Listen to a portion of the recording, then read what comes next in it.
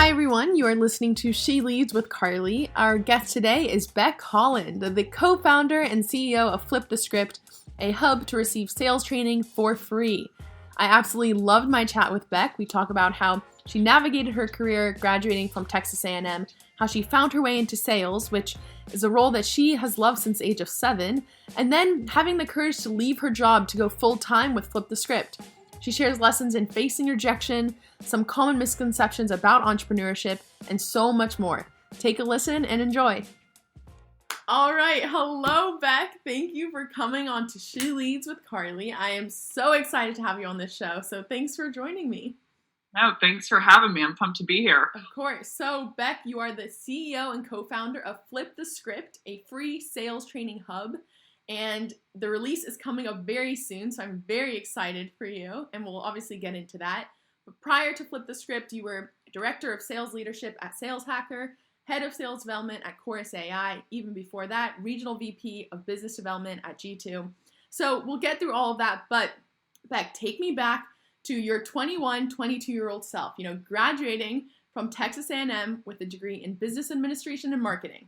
So yes. At this point, it seems like the major was pretty similar in the same vein. Did you know what you wanted to go into, or how were you navigating this time? I did actually. So for a brief moment, I thought at one point I really loved law.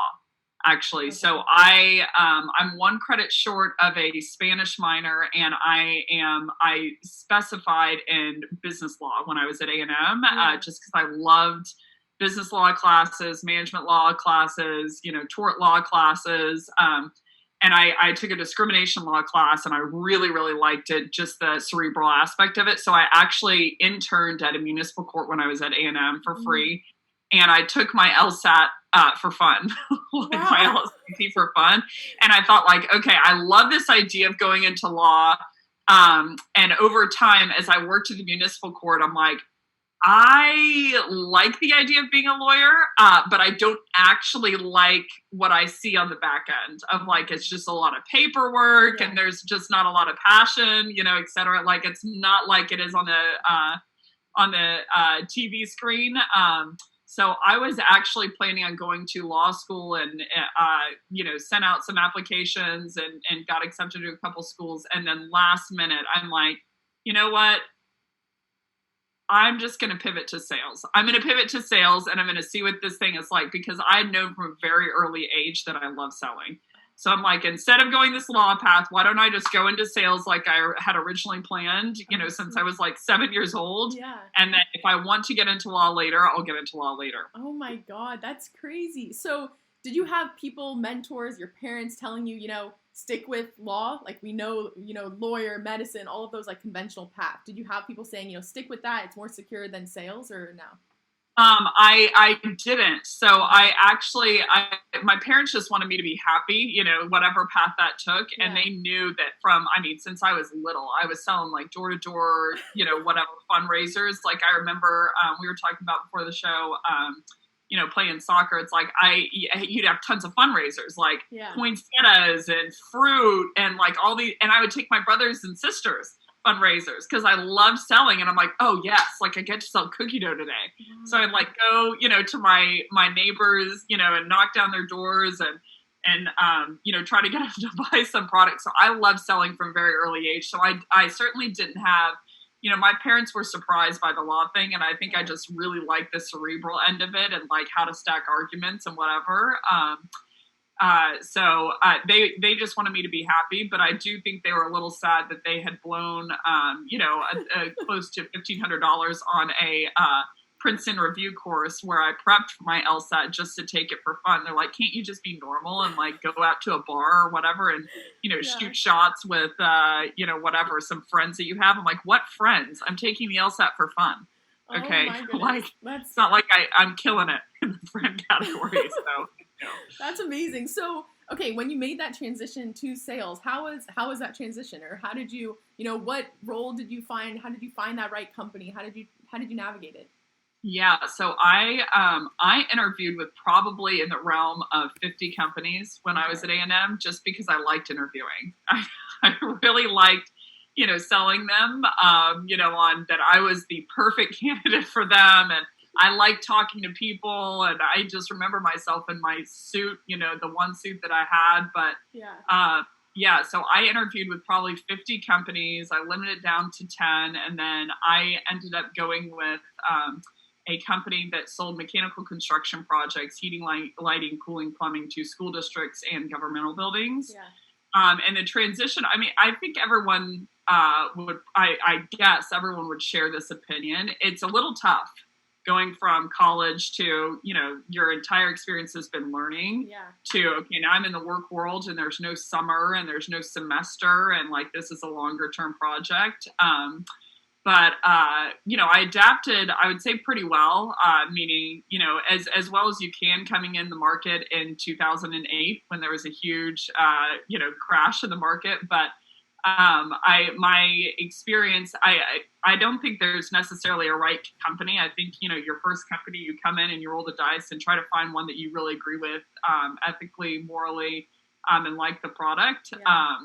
But yeah, the transition was interesting, to come in from a full-time learning environment to a full-time, like, okay, this is my job now and this is what I do. And now I'm in corporate America and everything that I told my parents I would never be, I all of a sudden am. Yeah, exactly. Okay, so I have to ask because, Becc, I don't know if you've realized, but you're very unique in the fact that you love interviews. And a lot of people hate them, or it's like, very nerve-wracking. It's the thing that they're scared about and all of that. So advice in the interviews, like how do you go into it? What advice can you give a new grad entering the workplace? And if you can, add on to, interviews over Zoom, because this is a whole new world that we're in. So, yeah.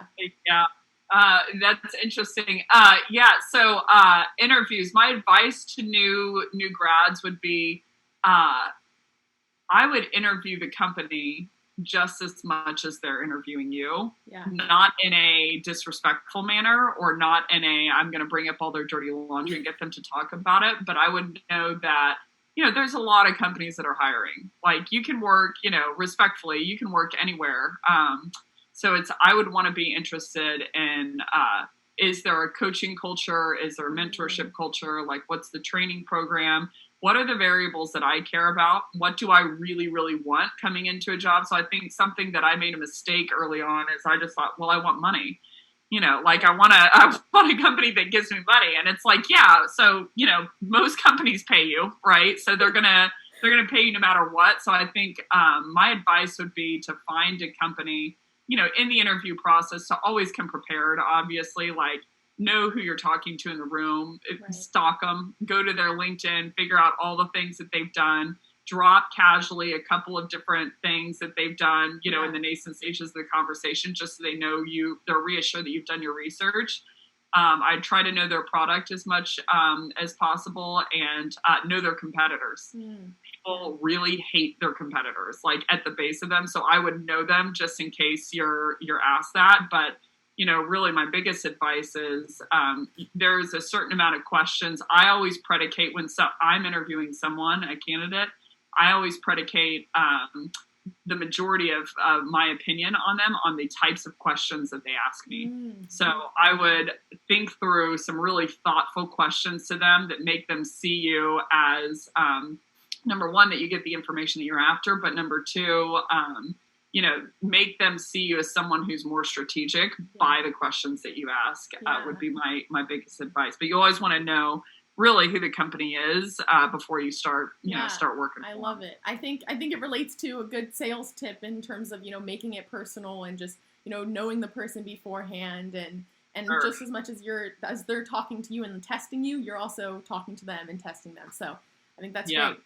Okay. So now tell me, as you're starting your career and you're transitioning, tell me about your career trajectory. So, going to G2, Chorus AI, how was that process? How did you know when to, go from job to job? What were you asking yourself? Yeah. So, my career trajectory has been messy. Yeah. It has been very interesting to say the least. So I was an account executive, a full cycle account executive and closer for my first 5 years of my career. Yeah. I went into music for a bit, meaning I was a booking agent for tours and worked at several different venues in Dallas and kind of figured out what I want. But I almost see it in two stages. I was an account executive back in Texas, and then I moved to Silicon Valley, to San Francisco, and I took a quote unquote step back to be an SDR to understand the ecosystem before I went back into a closing role. And I fell in love with the role at that point and worked for a couple different companies from there. As far as advice or how to know when it's time to move on, I think the most important thing to me, which you very rarely see this in the industry, but I made a commitment to myself very early on that if someone within reason didn't see value in me and wasn't investing in me and didn't challenge me. So I want the kind of person that's, not always going to say yes and not always going to say no. If I didn't have that person at a company, then I made the choice to move on. Yeah. So, I think it's very, very difficult to get someone if they just don't see value in someone. I think it's very difficult to convince them otherwise. And so I think the biggest ammo in my bucket, certainly in the latter stages of my career, has been the courage to walk away from situations that weren't getting me, even the situations that were doing mediocre for me. I want the best, right? I want the situations for me that are the best, and I want to challenge myself to be the best in those situations. So I think the strongest, one of the strongest arrows in your quiver can be the courage and the propensity to walk away from a situation that is not delivering to the standard that you want it to be delivered. It's probably an odd answer. No, I think that's great. That's something that was certainly not a learned behavior for me, not inbred in me at the onset, but it was something looking back that commitment to only work in those great scenarios with those great people and striving for that is probably one of the key things that led me to the path that I'm on. I love it. I think that's great. And so kind of on the same vein is the idea where, people in sales, they're very good at dealing with rejection. They're used to no. They're used to people saying no and then just really moving on or trying a different route and trying to get to that yes. So it feels like, when you don't find that person who sees your value and you move on, it's almost like a sort of rejection and you're moving on to another company. So how do you deal with rejection, or what mentality, what mindset do you take on to kind of embrace rejection, embrace failure? How do you deal with that? And then we'll move on to flip the script and all of that. But yeah, I'd love to know more. Yeah. So, I wouldn't actually say that most salespeople are great at getting rejection. That's why we don't like making cold calls all the time, is because rejection is really, really tough. Right. But as far as, as far as how you handle it, I think it's less of a rejection game in my mind. It's more so if someone doesn't see the value in me as a person, and what I can offer, then, the answer is I need to walk. I don't need to sit there and convince someone to see potential in me, right? You can't do it even if you wanted to. And the only way arguably to do it is to walk, is then they'll see a little bit shining light. But as far as, how to deal with rejection, I think that it's very important for salespeople to disassociate their performance with their identity, which for people who do very well is very, very tough. And for people who struggle to do well is even more critical. So everyone's going to have a bad time in their career. And if you're basing yourself off of your identity, off of your performance, then all of a sudden you start thinking, because I didn't hit quota, I'm a bad person, and start spiraling. So, Michael Phelps is a great example of someone who's extremely successful. And then on the back end, he said, I'm really messed up and I need therapy and I need X, Y, and Z. So it's like, I saw a quote one day that said Michael Jordan, if he was in therapy, wouldn't have been Michael Jordan. Right. Yeah. Sometimes that level of performance is because of something a little bit deeper and darker. And so for the long term, for work-life balance and for your own sanity, I think it's very important when handling rejection that not to view it as this person is rejecting me. Or this person is rejecting my pitch, and because my pitch wasn't good, I'm a bad person. Yeah. But to disassociate those things and say hey, my character and who I am is different from my skill level in the sales room, so that you're not so variable. But I mean, it's always going to be a relationship. I say that very easily, and it's a very difficult thing to do. So I think it's a lifelong journey for most people, certainly myself included, of separating these two things so that during the lows, you're not sitting in your bedroom, like, with the sheets over your head, eating ice cream, crying your eyes out because you think you're terrible. Yeah. And then your highs, you're not the prick that no one wants to deal with because you think you're amazing. So wow. I think that's my biggest key to rejection is disassociating the two, and know that if someone's rejecting you, usually they're rejecting your approach or your pitch. And so it's like, okay, I need to work on those two. It's usually not the product innate, but in either case scenario, whether I'm successful or not, like it take a toll on who I am as a person. I think it's my biggest advice. Beck, I love that. I really love that. I've never actually heard it like that.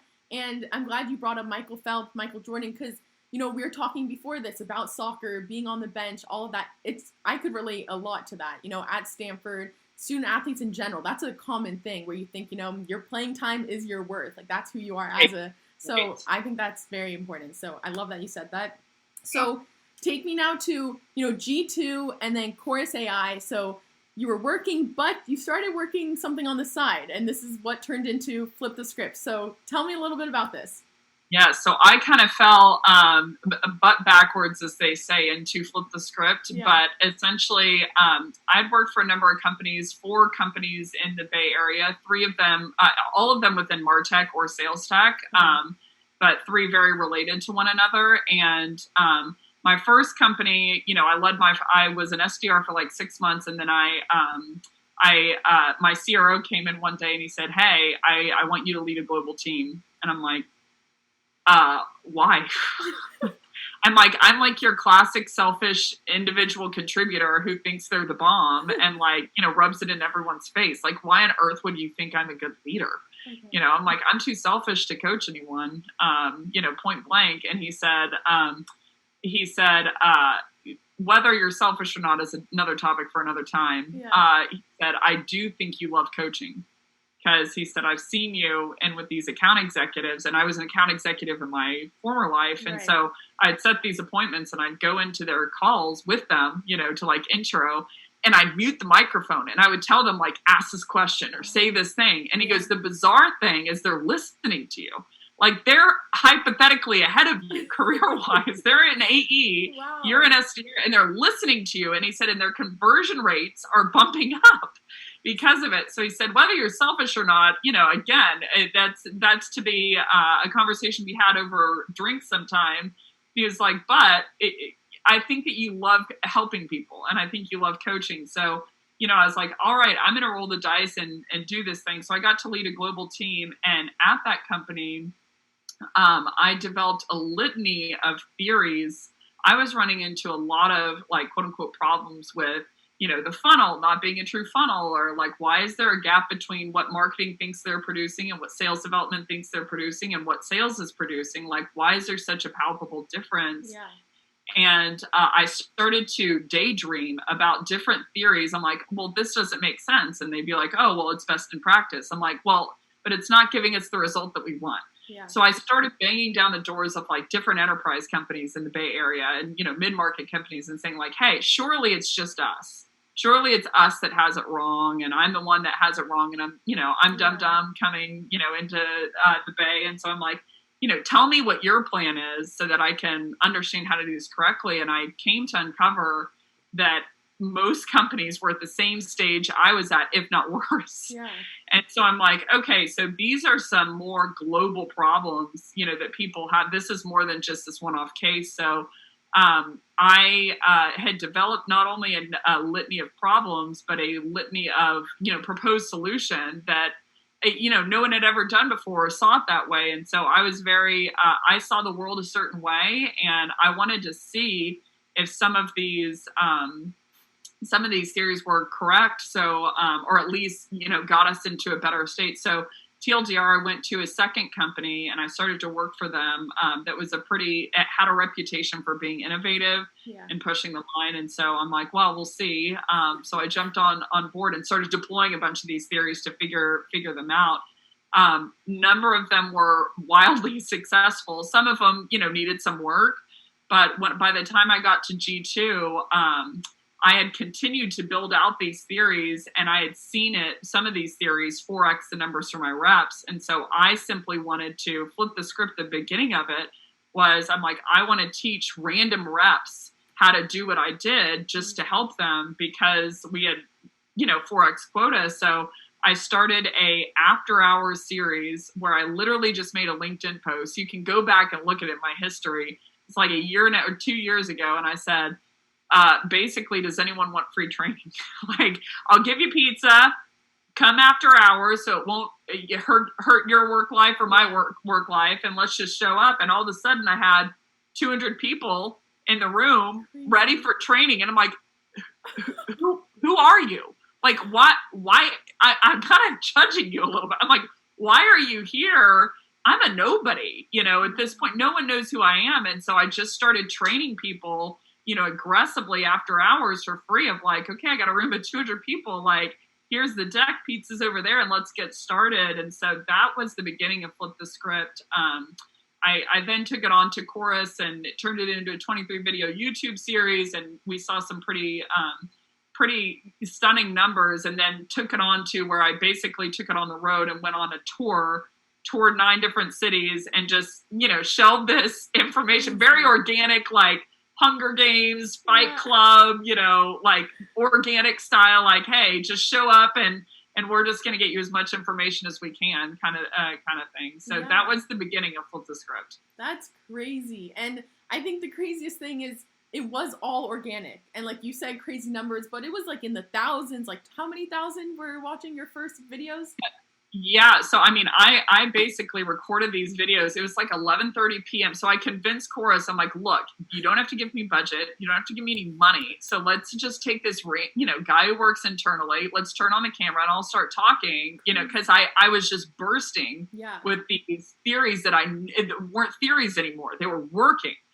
Especially at Chorus, I came on, I took the same theory that I did at the first company. I learned how to scale it at G2 using Outreach as a sales engagement vendor. Yeah. And then when I came, I called Outreach and I said, hey, I need 1 license and I have an idea and I think it can help you IPO. And they're like, who the hell is this? And I'm like, okay. So I learned how to scale it through Outreach. And by the time I came to Chorus, we 7x'd our numbers within a month. And so really, from Chorus's perspective, I was like, look, we'll do it no budget, and we will, meaning just give me the guy internally who knows how to record stuff. And so I just grabbed a pen, went to a whiteboard, and recorded 23 videos. And we started seeing, 10,000 views, no marketing, all organic. And I'm like, I'm in a beanie, and it's 11:30, and there's a Diet Red Bull, and I'm like, okay, I don't know what this is. Crazy. But that's got to be something, right?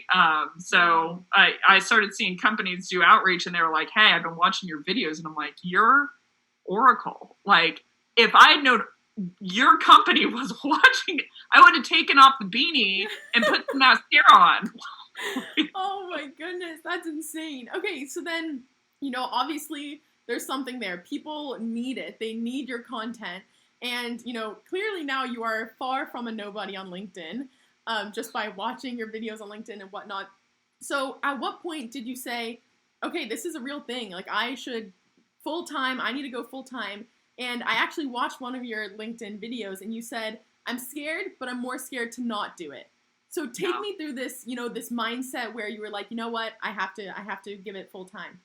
Yeah. So I got to the breaking point where I understood, I'm like, all of that was on no budget and very limited time, right? I was still running a team. I still was running a BDR team, shelving out content for Chorus, working with our partners, et cetera. And I'm like, okay, the tour, I basically was doing in my after hours time. And I'm like, okay, if this was the response from something that I spent so little time on, I just started dreaming of a world where I could do it full time and I could throw all of my hours into it. And so really the decision was, and kind of to our point earlier, Chorus was a phenomenal company, but I had the conversation. I'm like, look, this really doesn't make sense for any vendor. Meaning you're a sales ICP, but I use 15 different pieces of tech to get this goal, right? I use sales engagement and data providers and, what video, gifting, like all of these different providers, CRM, et cetera. Yeah. And so I just realized at one point, I'm like, I don't want to be, 65 thinking that I could have done this. And everyone in the market had given me indication that they were into it. And I took that response as nothing other than the responsibility that I owed them more of like, hey, I put this LinkedIn ad up thinking not in a million years would it work.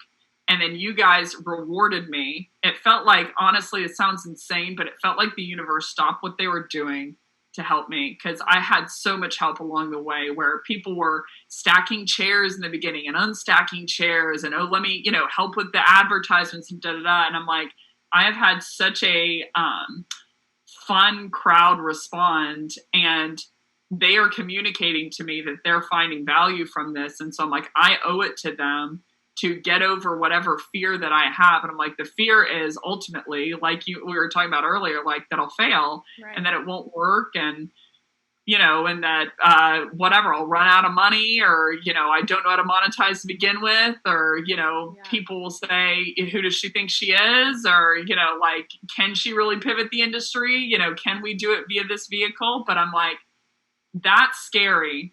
But what's scarier to me is the vision of being in some kind of like Cheddar's or Bennigan's or Chili's when I'm 65, talking to some random dude with a Bud Light saying like, oh no, when he asked me, what do you do? And I'm like, well, I don't want to have the glory days conversation where the glory days weren't actually real, right? Of like, where I'm describing some little series, YouTube series that I may or may not have, had a couple of views on. So I'm like, I owe it to that community to throw, roll the dice, get over whatever, complex that I have and fear that I have, and grow this thing with everyone together. Yeah. I love it. I think that mentality is huge. And that's what makes you an incredible leader, which, by the way, it is crazy the fact that you didn't think yourself as a leader, telling your boss, like, why me? Whereas now you're starting your own company. So I would say you're quite an effective and incredible leader. But anyway, so tell me, Becc, how has this process been? You are doing Flip the Script full time. So what are some like misconceptions about, entrepreneurship? And from my understanding, you've been working upwards of 100 hours a week. So like, how has that been mentally, physically, everything? Yeah. So I think common misconceptions, I'll tell you when I'm an entrepreneur for much longer, but, I think, I foresaw that I'm like, okay, the workload in the beginning it's just going to be outlandish, especially knowing me I'm like, okay, I want everything to go very, very well, within the first year. So I hired all agencies to really collaborate with me from a design perspective, from, automation perspective, from, videographers, et cetera. So I had the luxury of working with in the past very, very talented agencies who are enabling me to, basically content create the whole day. But, I think common misconceptions about, I think something that I have run into that I did not expect is I was assuming there was going to be this period where I was just starving artist, where I was like this martyr, on the floor. And my experience so far is that people are willing to help you as long as you're willing to lose your ego to ask. Wow. So that's something that has been instrumental to me, that I feel like every person around me, I like to hold people to an insatiably high bar, myself included. So my kind of tagline is, some people who've worked for me call me the Snow Queen, that it's like excellence without compromise, of like, okay, if we don't get it right, we're going to keep doing it until we do, within reason. But I've had the luxury of having people around me that share in that vision and share in that standard and share in that commitment to make everything make everything high quality, and also to lose our ego enough to say, like, even if we create this high quality thing, that doesn't mean we're not the bomb, right? Like, we are going to make mistakes. We are going to run into things where we did something wrong, where we, had an oopsie moment, or this doesn't look that good or whatever. And instead of saying like, oh, I'm going to publish anyway, just say, hey, that thing sucked, and let's do it over, and let's lose our ego enough to say, like, hey, we don't have it all figured out, but as a team, let's always try to be 1% better than we were yesterday. I think the common misconception is that people won't help you, and there's some grind area where you have to be the starving artist on the floor. But again, my experience is that people are willing to help you, as so long as your conviction is really, really strong about what you're thinking about doing. Yeah, I love it. I think that's great. Okay, so before we go to fun questions, so Flip the Script is live very soon. When this is released, it'll be about a week. So what are you most excited about, and what can people expect, or what do you want to share about it? Yeah, so people are probably going to view this. We're about 3 weeks out now from launch. 3 weeks as of yesterday, but people are probably going to view this a week out. So I can give a little bit more detail, but I'm most excited. I haven't told many people of what it is, because I wanted to protect the integrity of the concept, but it's a free training hub. So, and it's not going to be high level material. Like, it's going to be all in, full decks, full, like, granular level training for free to people. All they'll need is a business email. And so I'm the most excited that I will never say that I'm a good trainer, and I would never have the temerity to say I'm the best. However, I'm excited for individual contributors or leaders or whoever wants to watch the video has no negative repercussion from watching this video. So that's what makes me excited, is that the industry will finally have a free resource, trainer full time to basically go to and go very, very, in depth and in the weeds with them. So that's what makes me thrilled is, so far the community, what it's proved to me. I originally was creating these videos to basically say, I want to create these so detailed to where you don't need me. You don't need to ask me anything. Like, you can do this approach without me, was my goal. And that created a culture with that community that basically they are shelving me back all of their all of their deployment of it, saying like, hey, I 2x, 3x, 4x, whatever, here are some emails and here's an idea. And it's created this culture where I'm building using that community's ideas. I'm like, oh, that's really interesting. Can you teach me how you did that hook? And so I'm excited, number one, that it's going to be free to everyone and that they can have that as a resource.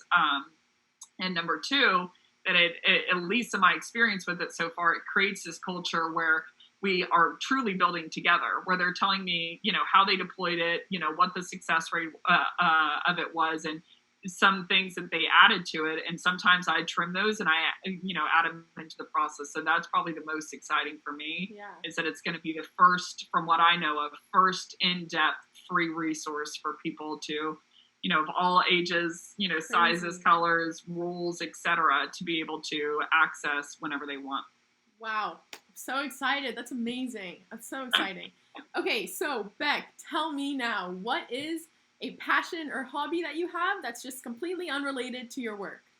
Yeah, so not many. I think that I struggled with this question the most, probably. But I would say I have a lot of really ad hoc, I wouldn't call them passions. I think that's a strong word, but things I'm interested in. I love Taylor Swift, for instance. Wow. I love Anna Wintour she's the chief editor of Vogue. So I love fashion, specifically watches and specifically shoes. I'm a big fan of. I love actually a niche that very few people know about me. I love dance. I love to watch ballet. Is something that I even from a very early age, like I remember watching these like cult movies like Center Stage, and I'm like, well, Yeah, I'm in soccer, and so I'm not flexible, and so I love watching ballet. I do not know how to dance ballet in any regard, but yeah, I would say there's a lot of niche passions that I have. Jack Dorsey is a muse of mine. He's work related, but a muse of mmine. Elon Musk, I absolutely love. Yeah, so those are a couple of my passions, but really I think I gravitate towards in all fields people who push the needle, who weren't an egomaniac, but who also held themselves accountable in their field to, I'll never forget this video that I saw, and I can't remember her name, but it was a swimmer about 8 years ago who was at the Olympics and had broken the record. I can't even remember her event, but she was so far ahead of the world record, and she was still aggressively swimming, right? Yeah. She was racing against herself at that point. And so I like to find people in their field that are swimming against themselves. Jack Dorsey is not swimming against anyone. Right. Elon Musk isn't swimming against anyone, right? Yeah. But essentially they are not competing with themselves, but they are innovating, against the line that they set. So I like to see people in their fields. Ballet is a great instance.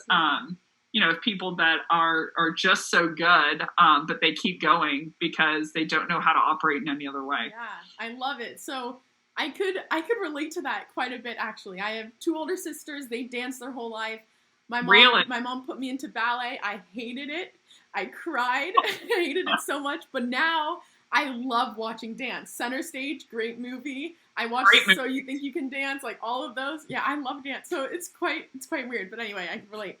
Okay, Beck, last question. So what is a fun or weird talent that you have that no one really knows about? So a hidden talent. So I'm going to go first, all right?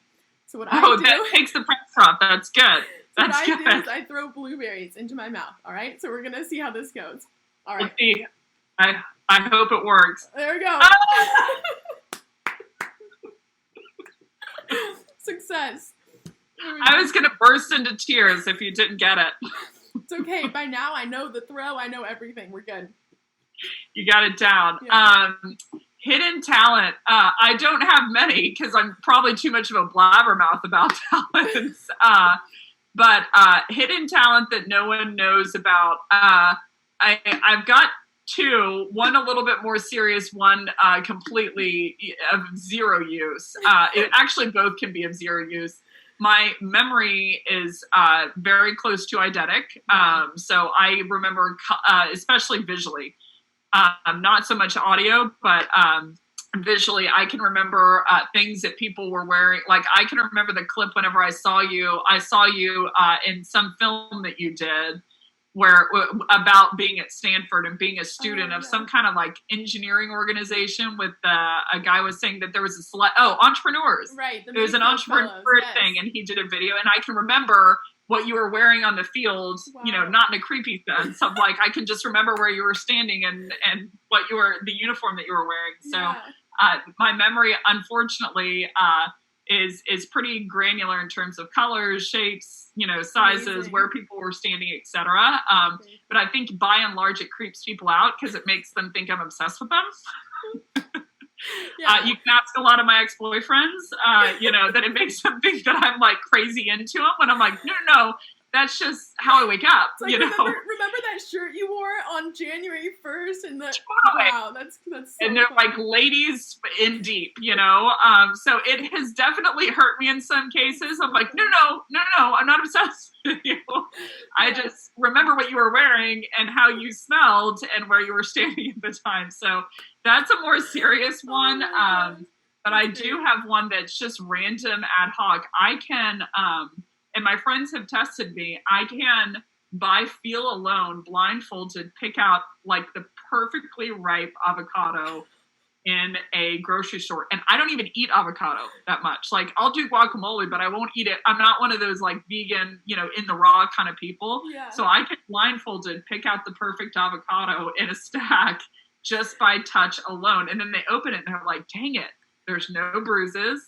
It's not hard. It's the perfect one. So do you mean, so I have to clarify this and then we'll wrap it up, but I have to clarify. So finding a ripe avocado is by touch. So are you saying like just by not touching each one, or no, no sight? Like a lot of times people based on skin or color, they'll say like, oh, okay, I think this one is better. I don't even need that. I don't even need the visual of it. Of like, I can just navigate to the perfect one and then open it, and there's never a bruise in it. And they're like, this is the perfectly ripe avocado. Incredible. I would say that's very, very useful, especially in my family. So I mean, is it, you're scrounging here. Is it really? Don't worry. I'll say it's very useful. But anyway, Becc, I've loved this. It's been so fun. Thank you so much for coming on the show, just sharing so many valuable pieces of advice. And I'm just so excited to release this for others to learn as well. So thank you. No, thanks for having me. Of course.